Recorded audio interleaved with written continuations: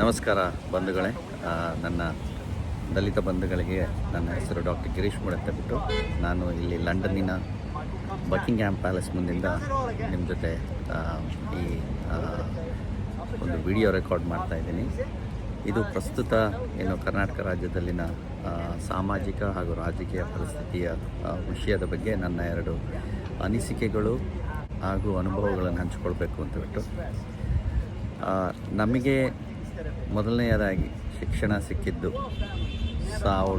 1902ರಲ್ಲಿ. ಅದು ಮಹಾರಾಷ್ಟ್ರ, ಆಗಿನ ಮಹಾರಾಷ್ಟ್ರ ಪ್ರಾಂತ್ಯ ಏನಿತ್ತಲ್ಲ, ಅಲ್ಲಿ ಶಾಹು ಮಹಾರಾಜರವರು ಮೊದಲನೆಯ ಬಾರಿಗೆ ಮೀಸಲಾತಿ ಅಂತ ಬಿಟ್ಟು ಸೃಷ್ಟಿ ಮಾಡಿ ಇಲ್ಲಿ ಬ್ರಾಹ್ಮಣೇತರ ಜಾತಿಯವರಿಗೆ ಒಂದು ಅವಕಾಶ ಸಿಗಬೇಕು, ಸಮನಾದ ಅವಕಾಶ ಸಿಗಬೇಕು ಅಂತ ಬಿಟ್ಟು ಫಸ್ಟ್ ಶುರುವಾಗಿದ್ದು ಮೀಸಲಾತಿ. ಅಂದರೆ ನಾವು ತಿಳ್ಕೋಬೇಕು, ಅಲ್ಲಿಯವರೆಗೂ ಏನು ಇರೋ ಎಲ್ಲ ವ್ಯವಸ್ಥೆಗಳು ಅನುಕೂಲಗಳಿದ್ದು ಬ್ರಾಹ್ಮಣ ಜಾತಿಯವರಿಗೆ ಅನುಕೂಲ ಇದ್ದಾಗ ಅದು ಎಲ್ಲರಿಗೂ ಸಿಗಬೇಕು, ಸಮಾನತೆ ಇರಬೇಕು, ಸಮತೆ ಇರಬೇಕು ಅಂತೇಳ್ಬಿಟ್ಟು ಶಾಹು ಮಹಾರಾಜ್ ಅವರು ಮೊದಲಾಗಿ ಶುರು ಮಾಡಿದ್ರು. ತದನಂತರ ಅಂಬೇಡ್ಕರ್ ಸಾಹೇಬರು ಅದನ್ನು ಮುಂದುವರಿಸಿ ಅವರ ಸಂಪೂರ್ಣ ಜೀವನದ ಸಂಪೂರ್ಣ ಹೋರಾಟದಲ್ಲಿದ್ದು ಏನು ದಮನಿತ ಅಥವಾ ದಲಿತ ಜನಾಂಗದವರು ಅಂತ ಹೇಳ್ತಲ್ಲ, ಇಲ್ಲಿ ಒಬ್ಬರು ಇಬ್ಬರಲ್ಲ. ಇವಾಗ ನಾನು ಲಂಬಾಣಿ ಜನಾಂಗಕ್ಕೆ ಸೇರಿದವನು.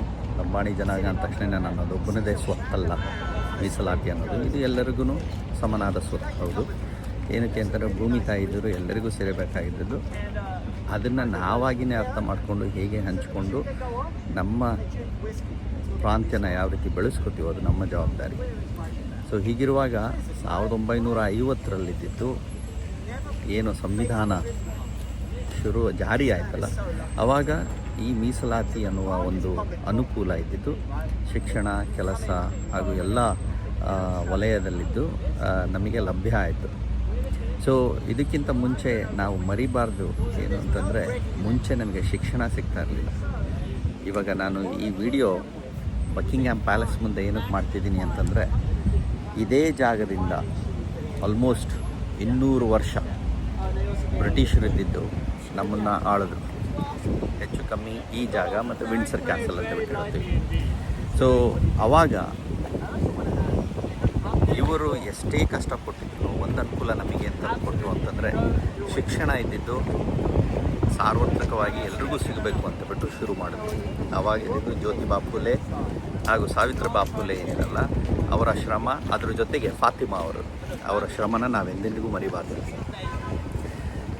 ಇದೇ ಬ್ರಿಟಿಷರಿದ್ದಿದ್ದು ನಮ್ಮ ಲಂಬಾಣಿ ಜನಾಂಗ, ಅದ್ರ ಜೊತೆಗೆ ಹಲವಾರು ಜನಾಂಗಗಳಿಗೆ ಏನು ಬುಡಕಟ್ಟು ಅಪರಾಧಿ ಬುಡಕಟ್ಟು ಕಾಯ್ದೆಯ ಮೂಲಕ ನಮಗೆ ಏನು ಶಿಕ್ಷಣ ಕೊಟ್ಟರು, ಅದ್ರ ಜೊತೆಗೆ ಒಂದು ಕಡೆಯಲ್ಲಿ ನಮಗೆ ಶಿಕ್ಷಣದ ಅನುಕೂಲನೂ ಕೊಟ್ಟರು. ಸೊ ಅವರು ಘೋರವಾದ ತಪ್ಪು ಮಾಡಿದ್ರು ನಮ್ಮ ಜನಾಂಗಕ್ಕೆ, ನಮಗೆ ಒಂದು ಉನ್ನತ ಮಟ್ಟಕ್ಕೆ ಏರುವ ಹಾಗೆ ಒಂದು ಅನುಕೂಲನೂ ಮಾಡಿಕೊಟ್ರು. ಸೊ ಆ ಶಿಕ್ಷಣದ ಲಾಭದಿಂದನೇ ಇವತ್ತು ನಾನಾಗಲಿ, ನನ್ನ ಥರ ಹಲವಾರು ದಲಿತ ಕುಟುಂಬದವರಿದ್ದು ಪ್ರಪಂಚದಾದ್ಯಂತನೂ ಕೆಲಸ ಮಾಡ್ತಿದ್ದಾರೆ, ಓದ್ತಾ ಇದ್ದಾರೆ.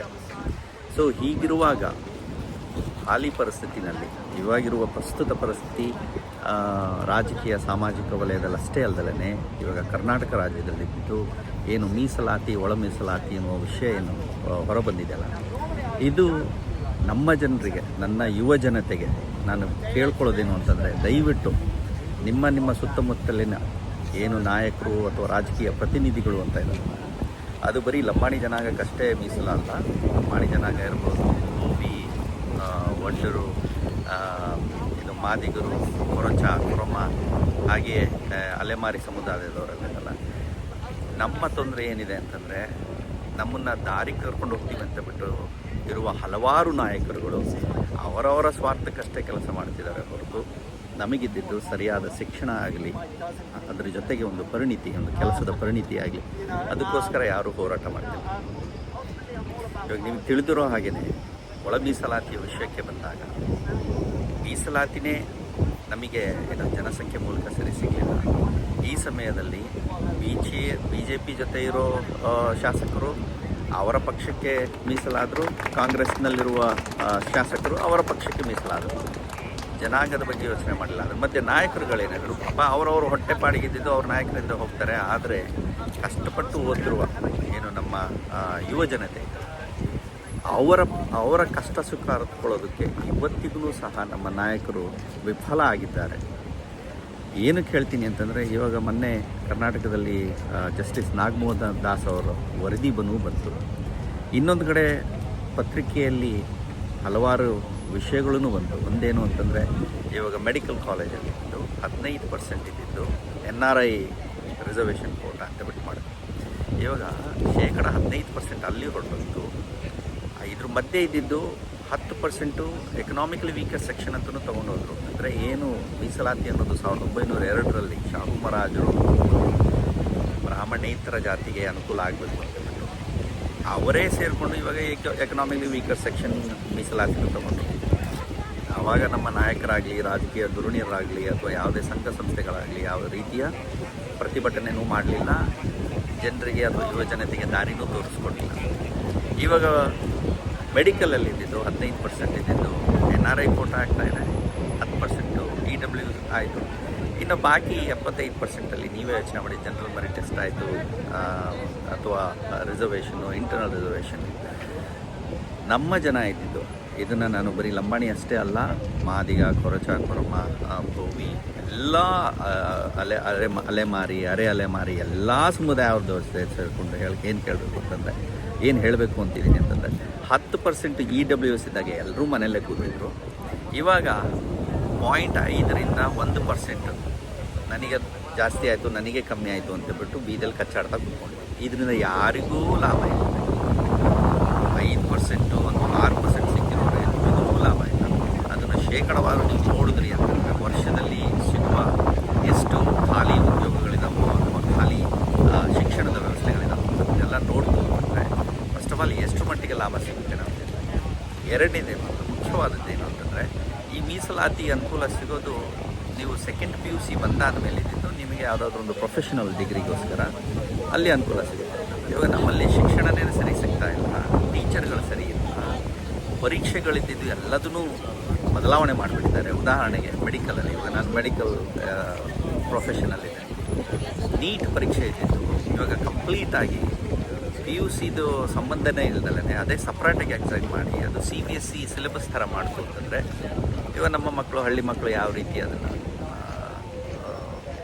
ತಯಾರಿ ಮಾಡ್ಕೊಳ್ಳೋದಕ್ಕಾಗುತ್ತೆ. ಅದರಲ್ಲೂ ನಮ್ಮವರು ನಾಯಕರಾಗಲಿ, ಪ್ರತಿನಿಧಿಗಳಾಗಲಿ ಹೋರಾಟ ಮಾಡ್ತಾರೆ. ಸೊ ಎಲ್ಲೋ ಒಂದು ಕಡೆ ಇದ್ದಿದ್ದು ನಮ್ಮ ಅವನತಿಗೆ ನಾವೇ ಕಾರಣರಾಗ್ತಿದ್ದೀವಿ ಅಂದರೆ ನಮ್ಮ ಯುವ ಜನತೆ. ನೀವೆಲ್ಲರೂ ಎಚ್ಚೆತ್ತುಕೊಳ್ಳಿಲ್ಲ, ನಿಮ್ಮ ಭವಿಷ್ಯಕ್ಕೆ ನೀವು ಯೋಚನೆ ಮಾಡ್ದಲೇ ಹೋರಾಡಲಿಲ್ಲ.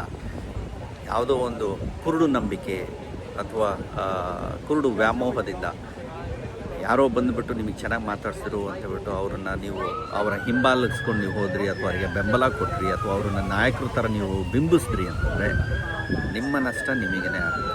ಸೊ ಇಲ್ಲಿ 200 ವರ್ಷದಿಂದ ಆಳಿದ ಏನು ಬ್ರಿಟನ್ ಅವರು ಇದ್ದಿದ್ದು ನಮಗೆ ಭವಿಷ್ಯ ಕೊಟ್ಟಿದ್ದೇನೆ. ನಾವು ಇದನ್ನು ಒಳ್ಳೆಯ ರೀತಿಯಲ್ಲಿ ಉಪಯೋಗಿಸಿಕೊಂಡು ಸರ್ವರಿಗೂ ಒಳಿತಾಗಲಿ ಅಂತ ಬಿಟ್ಟು ಕೆಲಸ ಮಾಡೋದಕ್ಕೆ ಒಂದು ಅವಕಾಶ ಕೊಟ್ಟರು. ಸೊ ಹೀಗಿರುವಾಗ ಶಿಕ್ಷಣ ಆಗಲಿ, ಆರೋಗ್ಯ ಆಗಲಿ ಅಥವಾ ನಮ್ಮ ಊರು ಅಥವಾ ಹಳ್ಳಿ ತಾಂಡಾ ಪರಿಸ್ಥಿತಿ ಆಗಲಿ ಅಥವಾ ನಮ್ಮಲ್ಲಿರುವ ಸಾಮಾನ್ಯ ವ್ಯವಸ್ಥೆಗಳಾಗಲಿ, ಬೇಸಿಕ್ ಇನ್ಫ್ರಾಸ್ಟ್ರಕ್ಚರ್, ಅದನ್ನು ನಾವು ಇಲ್ಲಿಯವರೆಗೂ ಸರಿ ಮಾಡಿಸ್ಕೊಳ್ಳಿಲ್ಲ. ಯಾವುದೇ ಒಂದು ಊರು, ಒಂದು ವ್ಯವಸ್ಥೆ ಅಥವಾ ಒಂದು ಶಿಕ್ಷಣ ಸರಿ ಮಾಡ್ಕೊಳ್ಬೇಕಾಗಿರೋದು ನಮ್ಮೆಲ್ಲರ ಜವಾಬ್ದಾರಿ. ಸೊ ಇದರಲ್ಲಿದ್ದು ಬರೀ ಯಾರೋ ಒಬ್ಬರು ಹೋಗೊಟ್ರು ಅಥವಾ ಬನ್ನಿ ಸೇರ್ಕೊಳ್ಳಿ ಅಂದ ತಕ್ಷಣ ಅಲ್ಲಿ ಹೋಗ್ಬಿಟ್ಟು ಸೇರಿಬಿಟ್ಟು ಅಂತಂದರೆ ನಮಗೆ ಯಾವ ರೀತಿಯ ಲಾಭ ಇಲ್ಲ. ನಮಗೆ ಬೇಕಾದ ವ್ಯವಸ್ಥೆ ನೀವು ಲಾಭವಾಗಿ ಕೇಳ್ಕೊಳ್ಳಿಲ್ಲ ಅಂದರೆ ನಮಗೆ ಸಹಾಯ ಮಾಡೋದು ಅಥವಾ ದಾರಿ ತೋರಿಸೋದು ಯಾರು ಇರೋದಿಲ್ಲ.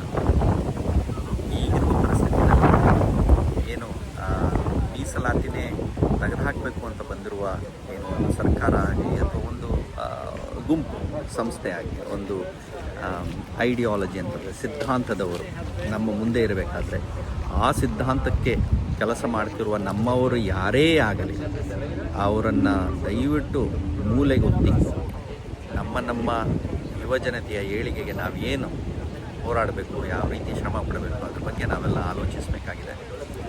ಸೊ ಇದೊಂದು ತುಣುಕು ನಿಮ್ಮೆಲ್ಲರಿಗೂ ತಲುಪಲಿ.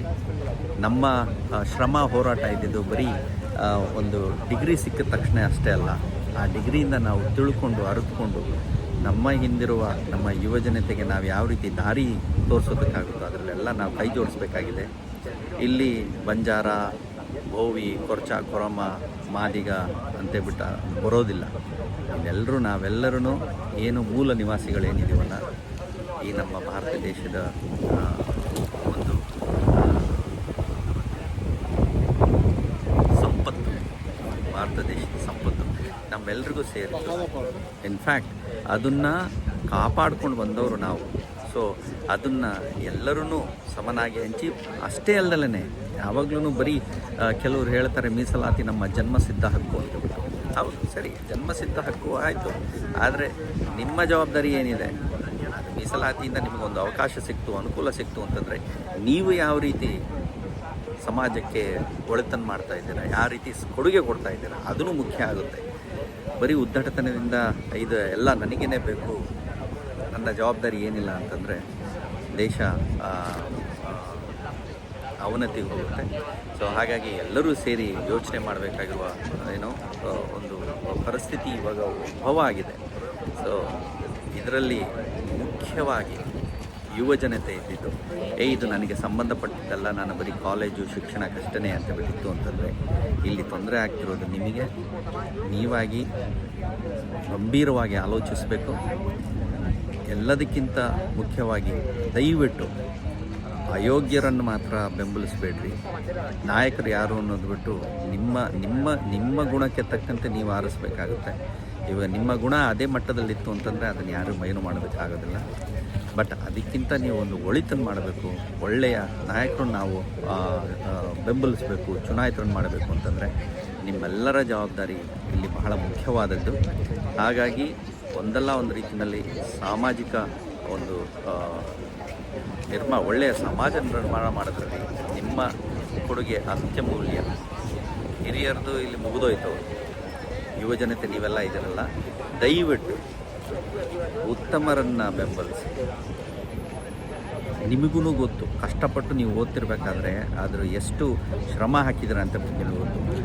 ಅದು ಬಿಟ್ಟು 3 ತಿಂಗಳು 6 ತಿಂಗಳಿಗೆ ಡಿಗ್ರಿ ತೊಗೊಂಡು ಅಥವಾ ಏನೋ ಅರ್ಧಂಬರ್ಧ ಓದ್ಕೊಂಡು ಅಥವಾ ತಿಳಿದೇ ಇರೋರು ಇದರಲ್ಲಿದ್ದು ಶಿಕ್ಷಣ ಅಂತ ಬಿಟ್ಟು ಅಷ್ಟೇ ನಾನು ಒತ್ತು ಕೊಡ್ತಿಲ್ಲ. ಬಟ್ ಮಾನವೀಯತೆಯೂ ಇರಬೇಕು. ಕಪಟಿಗಳಿಗೆ ನೀವು ಅನುಕೂಲ ಮಾಡಿದ್ರಿ, ಬೆಂಬಲ ಮಾಡಿದ್ರಿ ಅಂತಂದರೆ ನಿಮ್ಮ ಮನಸ್ಸು ಒಂದು ರೀತಿಯಲ್ಲಿ ಕಪಟಿ ಥರನೇ ಅನಿಸುತ್ತೆ. ಸೊ ಹಾಗಾಗಿ ಒಳ್ಳೆಯ ಜನರನ್ನು ಆರಿಸಿ, ಒಳ್ಳೆಯ ಜನರನ್ನು ಬೆಂಬಲಿಸಿ ನಮ್ಮ ರಾಷ್ಟ್ರವು ಒಂದು ಉತ್ತಮ ರಾಷ್ಟ್ರವಾಗಿ ಬರಬೇಕು ಅಂತ ನಿರ್ಮಾಣ ಆಗಲಿ. ಮೀಸಲಾತಿ ಅಂದ ತಕ್ಷಣವೇ ಅದು ಎಂಜಾಯ್ ಮಾಡೋ ಒಂದು ವ್ಯವಸ್ಥೆ ಅಲ್ಲ, ಅದು ಬಹಳ ಗಂಭೀರವಾದ ಜವಾಬ್ದಾರಿನೂ ಇದೆ ಅದರ ಜೊತೆ. ಸೊ ಎಲ್ಲರೂ ಜೊತೆ ಸೇರಿಸೋದು ನಿಭಾಯಿಸೋಣ ಅಂತ ಹೇಳ್ತಾ ನನ್ನ ಮಾತು ಮುಗಿಸ್ತೀನಿ. ನಮಸ್ಕಾರ.